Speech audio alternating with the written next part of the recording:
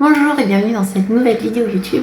Et aujourd'hui, on va parler du mouton noir de la famille. Alors, si tu suis mon contenu, que mon contenu te plaît, peut-être que tu t'es déjà senti un petit peu mouton noir. C'est-à-dire que dans ta famille, tu te sens pas comme les autres.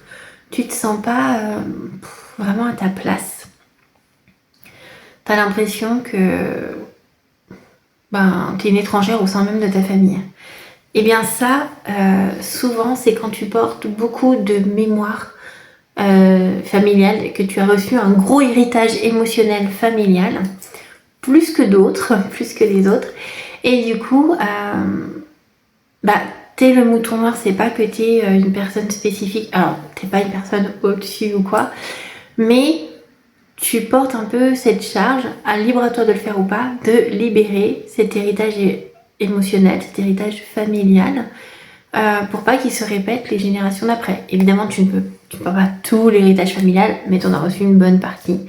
Et chez toi, une partie bloquante, parce que ça fait partie de ce que tu as hérité aussi pour travailler sur toi, pour évoluer. Et en portant cet héritage familial, ça vient comme apporter une lourdeur, vraiment pour te pousser aussi à devenir toi, vraiment, en te libérant de tout cet héritage, tous ces carcans, toutes ces choses bloquantes que tu as. Et en fait, si tu te sens à part, c'est parce que tu portes ces choses-là.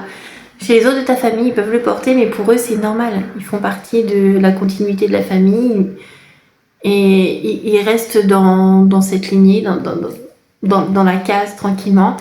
Mais toi, cette case, avec toutes ces croyances, toutes ces mémoires, toutes ces souffrances et traumatismes, toi, tu les vis mal et toi, tu as envie d'en sortir. Tu as envie d'être pleinement toi.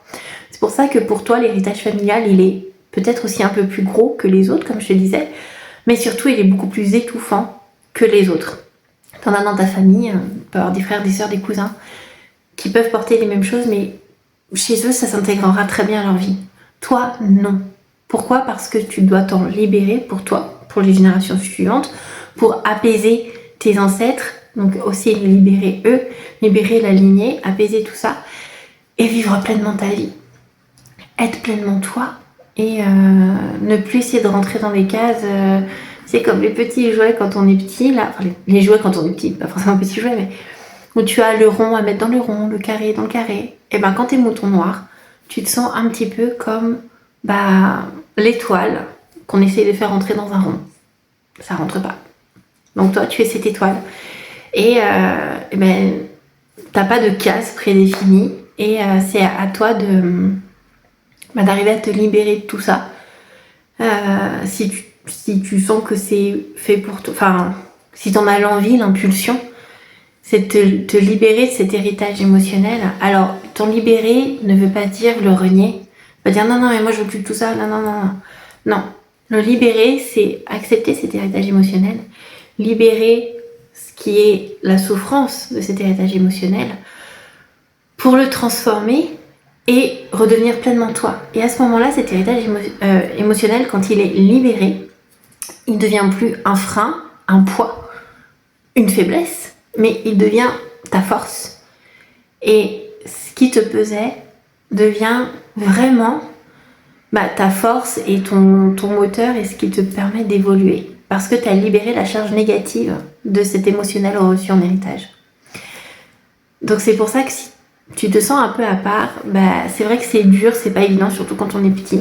Mais quand on prend conscience de ce qu'on peut devenir, on peut passer de ce mouton noir à ce mouton d'or dans la famille, c'est vraiment super. Alors, peut-être que, effectivement, c'est pas ce qui va faire que dans ta famille, tu seras forcément plus accepté ou mieux vu. Mais peu importe. Ce qui compte, c'est que toi, tu te sentiras beaucoup, beaucoup mieux, tu te sentiras toi, et tu pourras te construire la vie que tu désires.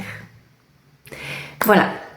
Voilà pour la vidéo, ce que je voulais vous partager. Donc, si tu as des questions sur ce sujet ou sur un autre sujet lié au transgénérationnel, à ce qu'on porte de nos ancêtres, à tout ça, n'hésite pas. Aussi à l'astrogénéalogie, je vais, je pense, commencer à en faire un petit peu des vidéos, puisque je me forme à ça. Et je fais des analyses aussi un petit peu.